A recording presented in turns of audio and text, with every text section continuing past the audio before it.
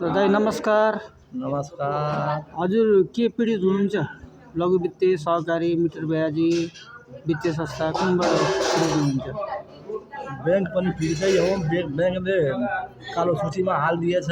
हजुर अनि लघु वित्तीयमा पनि छ थोरै गरी। हजुर अनि मिटर ब्याजमा पनि छ। हजुर हामी सब पीडित छ। हजुर कुन बैंकबाट हो हजुरको?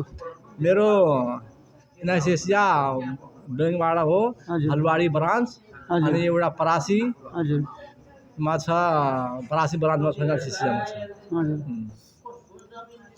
अरू समस्याहरू के छ तपाईको? समस्या छ नि, एउटा किता थियो, दुई किता थियो परासी। हजुर फलवाडी ब्रान्चमा मेरो दुईटा किता थियो।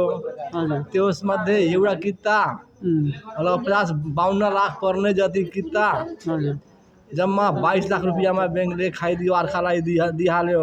हजुर अनि घर छ, हजुर घरमा अब त्यो पनि डेली चिठी पठाउँछ, भन्छ अब यो पनि हामी आफ्नो नाममा लिन्छौँ अनि अर्कालाई दिइहाल्छौँ, त्यही बैंकले भनिरहेछ।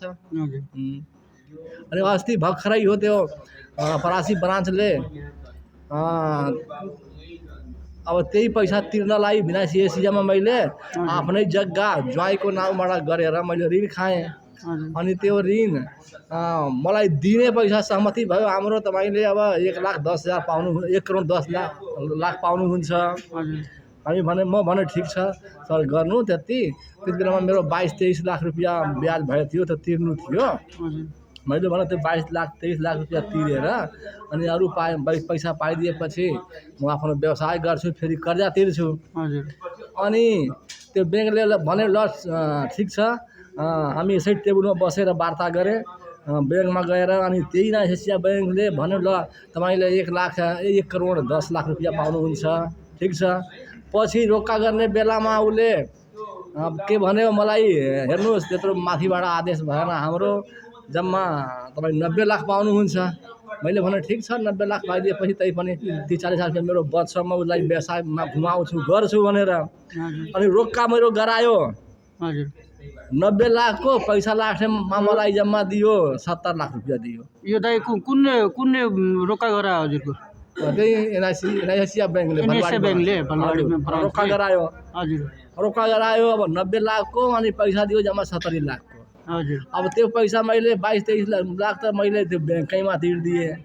अरू यताउता व्यवहार मिलाएँ, मलाई अब काम गर्ने पैसा सुको पनि हातमा बसेन। अब मैले ऋण कहाँबाट तिर्छु र?